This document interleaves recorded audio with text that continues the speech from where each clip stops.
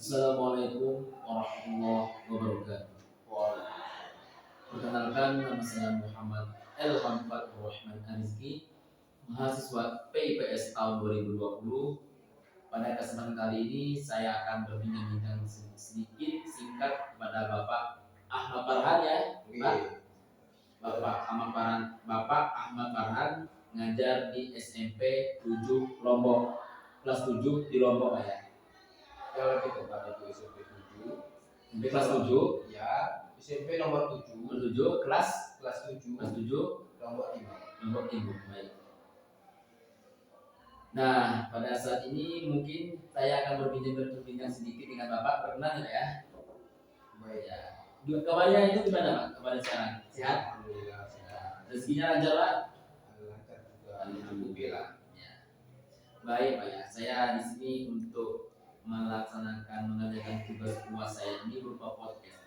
Nah, kemudian ini ada beberapa soal yang ingin saya tanyakan kepada Bapak. Baik Pak ya. Soal pertama itu yang ingin saya tanyakan kepada Bapak itu, apakah Bapak selama melakukan proses pembelajaran menggunakan media pembelajaran teknologi di kelas tuh, ketika kelas itu kayak pengennya, ini kan kita sekarang masih itu kan hybrid, setengah online setengah offline. Nah, ketika online itu Bapak tuh menggunakan media gimana gitu pembelajaran seperti apa? Untuk beberapa tahun ini setelah kita hitung mulai corona ya, Pak. Dari tahun 2020 yang selama sebelum hybrid itu ya full menggunakan online, menggunakan tugas via WA dan Google Meet. Nah, setelah hybrid ini, tapi saya kebanyakan sih menggunakan online walaupun hybrid ini, karena banyak sekali tugas dari sekolah ataupun kayak diminta gitu menghadiri beberapa acara sampai luar negeri juga. Nah, oleh karenanya saya menggunakan Zoom apabila jam pelajaran tersebut itu di acara waktu renggang. Misalnya di acara A ada kan itu isoma waktu istirahat. Nah, apabila jamnya masih di situ, walaupun kelas beberapa menit ya apa saya menggunakan Zoom. Tapi kalau jam pelajarannya itu di tengah-tengah acara, saya tingkatkan lagi menggunakan tugas ya seperti tugas dari website itu, mencari tugas-tugas, membaca beberapa artikel itu dirangkum, dibikin jurnal gitu. Ya bukan dibikin jurnal lah, laporan lah gitu. Apa saja yang didapatkan dan dikirim lagi ya situs yang disediakan oleh sekolah. Baik. Oke, dapat saya mengerti Pak. Berarti menggunakan via Zoom atau via WA seperti itu Pak ya. Untuk pertanyaan yang kedua nih Pak, media pembelajaran apa yang sangat disukai oleh murid di kelas? Ini kita bisa baca ya. Semua orang itu, semua anak-anak pasti mempunyai beberapa pendapat atau beberapa sifat lah gitu. Nah, oleh karenanya sampai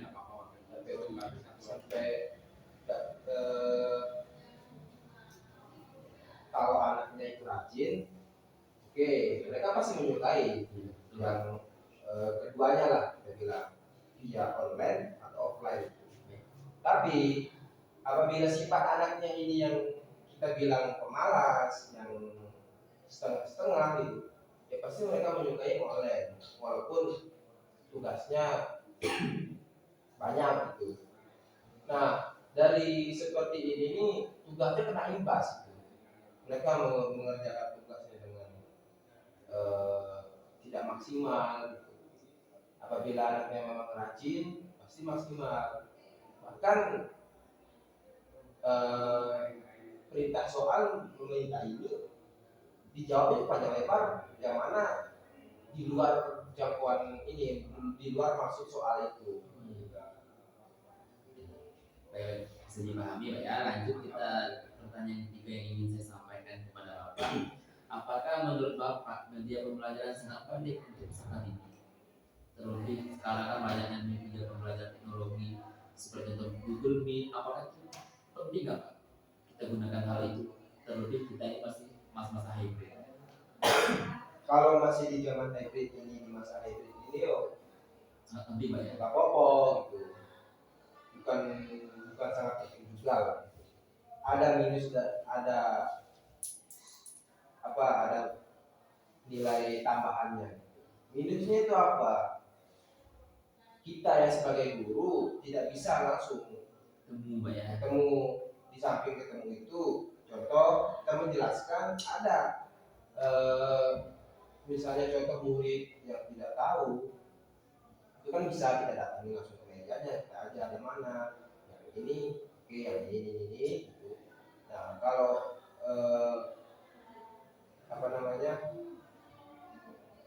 plusnya yang online ya, kita tidak terlalu capek juga.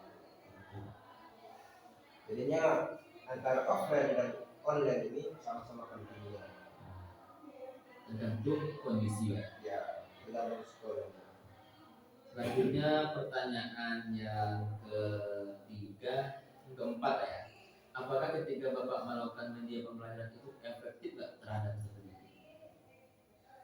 Selama ini ya efektif, terbilang efektif. Tapi kita tidak tahu. Contoh, murid kita itu ada 20. Yang di via online ini, contoh di studi ini, terdapat 20. Tapi yang on cam atau yang menghidupkan kamera itu bahkan kurang dari setengah menit. Ya, walaupun yang tidak menggunakan, yang menghidupkan kamera ini benar-benar perhatikan, kan yang di samping itu ada juga nih Yang off cam gitu ya. off cam, HP-nya ditinggalin. Iya, betul.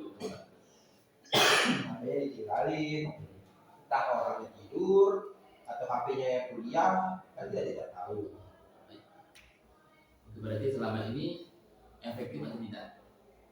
Ya kalau efektifnya ya Lebih dominan efektif atau tidak? Lebih dominan ya? kalau menurut saya sih, tapi tidak tahu dengan guru-guru yang lain. Kalau saya tidak efektif. Kurang efektif ya. Bedanya langsung tetap buka. Jadinya kita tahu mereka itu benar-benar serius atau tidak. Betul. Soal yang kelima, apakah ada kesulitan dalam penerapan media pembelajaran ini? Yang telah Pak sampaikan tadi Pak ya. Seperti muridnya off cam itu kesulitannya. Itu kesulitan kita kalau di masa online. Yang kedua ya mungkin kalau dari kita sebagai guru mungkin ya karena sudah menghasilkan penghasilan, itu mendapatkan penghasilan mungkin oke saja untuk membeli kuota, membayar wifi. Tapi ini yang dari anak-anak mungkin ada yang tidak mempunyai kuota, jaringan pelosok gitu kan. Tapi insya Allah pelosok kayaknya nggak ada pelosok. Soalnya ya sekitar sini Lombok Timur itu ya paling jauh di anak saya itu sekitaran 20 km. 20 kilo. Namun dia itu ngekos. Dan alhamdulillahnya dia di rumahnya itu besar. Kecuali yang tahun kemarin yang awal corona, karena anak didik saya itu ada yang sampai di atas gunung rumahnya, di desa di atas pegunungan, itu susah. Selanjutnya pertanyaan yang keenam, melihat sekarang sangat tergantung terhadap teknologi, bagaimana menurut cara Bapak memaksimalkannya dalam pembelajaran di sekolah? dengan adanya via Google Meet, via WA, cara dengan memaksimalkannya bagaimana Pak dalam pembelajaran? Oke, untuk memaksimalkannya itu apabila minggu kemarin ya, semisal minggu kemarin itu saya mengajarkan di bab A gitu, kemudian minggu ini yang saatnya bab B gitu, saya tetap mengulang materi yang bab A itu ketika offline. Itu untuk mengingat kembali, dan dari situ juga kita dapat mengetahui kalau murid itu ketika online benar-benar memperhatikan kita atau tidak. Jadi, cara memaksimalkannya dengan cara ketika udah tatap muka kita akan kembali apakah materinya itu benar-benar dipahami atau tinggal main. Ya, kita tanyakan, kita diskusikan baru materinya. Oke. Pertanyaan yang ketujuh, bagaimana solusi Bapak terhadap anak-anak yang susah menggunakan media pembelajaran yang Bapak terapkan? Apakah menjadi Bapak bimbing atau bagaimana? Nah, sekarang ini kan saya alhamdulillah sedang melanjutkan studi di S2 juga di Magister Pendidikan Islam Tuhan. Kemarin dosen saya di awal ketika awal corona itu pernah bertanya pada kami, di sini mahasiswa saya siapa yang belum mempunyai pekerjaan atau yang baru lulus S1 langsung S2 dan belum mempunyai penghasilan. Ada beberapa yang mengajukan tangan. Alhamdulillah saya juga senang gitu melihat dosen seperti itu. Ditanya gitu, kendala selama online ini apa gitu kan, kota Pak gitu. Kebetulan teman kelas saya ini juga ada yang dari seperti tadi menurut saya, tapi hanya dia itu lebih jauh lagi, lebih atas lagi, jadi itu jadinya susah. Dan harga barang misalnya harga bahan pokok segala macam itu mahal gitu. Nah dia bilang kayak gitu, jaringan Pak begini. Jadinya dosen saya menawarkan, bagaimana kalau saya memberi anggap sajalah saya bersedekah kepada Anda sekalian yang mengajukan tangan dokter barusan, saya beri dana sekian itu tujuannya itu membeli kuota. Dan itu yang menjadi motivasi saya. Jadi sudah ada contohnya ya, salah satu solusi seorang guru terhadap murid yang susah menggunakan pembelajaran mungkin salah satunya ya sebagai orang yang bergaji dikasih kuota berapa giga gitu. Baik Pak, kemudian dilanjut nomor soal nomor 8. Menurut Bapak, media pembelajaran berbasis teknologi apa yang dianggap mampu dan mudah diakses oleh peserta didik? Ini yang mudah diakses Pak? Yang mudah diakses selama ini sih yang ketika saya menjalani online gitu, tidak, ini di luar WA ya, di luar WA, karena WA itu sudah ibaratnya sekarang kebutuhan primer gitu, kebutuhan yang wajib di setiap orang-orang yang menggunakan sosmed. Yang paling tidak, bukan tidak, yang paling sedikit ketika menjalani online yang komen gitu ketika online itu hanya ya seperti e-learning dan Google Meet. Soalnya kalau Zoom itu pernah murid saya bilang kalau Zoom itu berat Pak, jadinya susah, jadinya harus stabil. Jadi yang dua itu ya website dari sekolah dan Google Meet. Berarti yang mudah diakses itu ya Google Meet ya, sama website dari sekolah.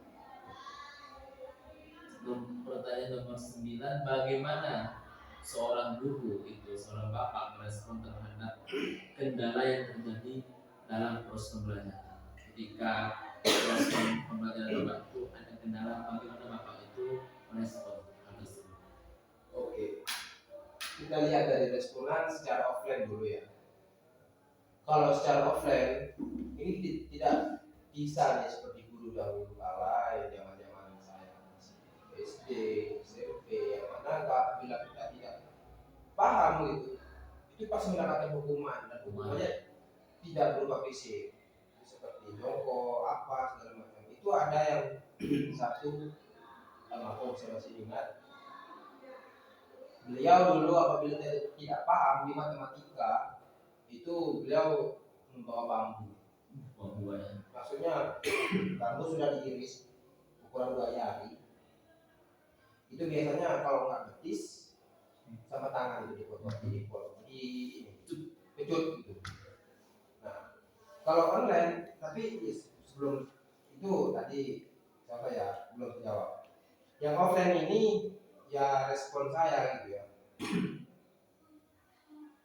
Semaksimal mungkin saya belajar untuk memahami mereka dari segi apa yang kurang dan memikirkan bagaimana solusi dari kendala itu, problem itu, dimana disitulah berat kita menjadi guru. Tidak memikirkan keluarga mereka itu, apabila sudah nama mereka ada di absen kita, absen wali kelas contoh ya, itu sudah kita anggap mau nggak mau harus anggap seperti anak kandung sendiri. Ya. Walaupun kita tidak tahu nih orangnya itu seperti apa, tapi lama kelamaan rasa cinta itu tumbuh. Apabila lewat online ini ya, respon saya ya ini benar-benar yang paling ada yang walau alam ya izin sakit tapi ujungnya tidur ya. Ini kesabaran benar-benar diuji benar-benar diuji. Kembali lagi sama solusinya seperti yang kedua ini, pertama tadi benar banyak sama. Dan soal yang terakhir Pak, ini lebih ke apakah Bapak senang menjadi guru? Di menjadi profesi menjadi guru ini berat atau dijalani aja? Kami tugasnya guru ini kan mengajarkan ilmu. Bahkan dalam Islam kita diajarkan Ustadz itu, seorang guru itu adalah yaitu jadi pembuku kita untuk menuju hal yang baik. Menjadi guru ini suatu peran yang sangat penting di dunia ini. Mengapa seperti itu? Karena guru ini, apabila tidak ada guru ini, tidak cukup ilmu yang didapatkan anak-anak ini dari orang tua mereka. Karena setiap orang tua itu tidak punya bidang, dan guru pun walaupun banyak guru nih, mereka tuh mempunyai bidang-bidang sendiri. Nah, ketika guru ini tidak tepat pada bidangnya, mau nggak mau guru itu harus mempelajari. Contoh, guru matematika diubah ke guru IPS seperti adik. Mau nggak mau ya guru matematika itu mati-matian belajar IPS gitu.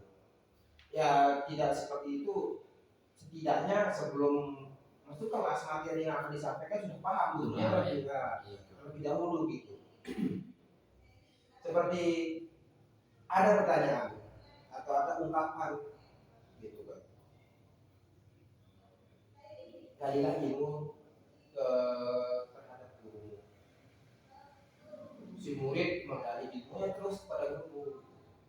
Dia boleh bertanya, apakah ilmu guru itu tidak habis itu digali? Bahkan anak-anak didik mereka itu melampaui guru mereka. Tapi guru itu semakin mengajar, dia semakin mendapatkan ilmu. Semakin digali ilmu itu oleh mahasiswa, semakin banyak pula ilmu yang didapatkan oleh guru tersebut. Jadinya saya pun walaupun sudah menjadi guru begini, saya tetap berterima kasih kepada almarhum, kepada almarhumah, kepada guru-guru saya. Apabila tidak berkat beliau semua, saya mungkin tidak akan menjadi seperti ini. Itu yang saya terapkan kepada anak-anak saya walaupun sudah menjadi guru. Saya juga harus menjadi guru mereka di rumah. Terima kasih Pak ya. Ya. Waktunya mungkin hanya ada 10 pertanyaan yang saya tanyakan kepada Bapak. Saya ucapkan terima kasih. Mungkin bisa kita salaman dulu dahulu Pak. Terima kasih kepada Bapak. Terima kasih Pak ya. Cukup video podcast dari saya.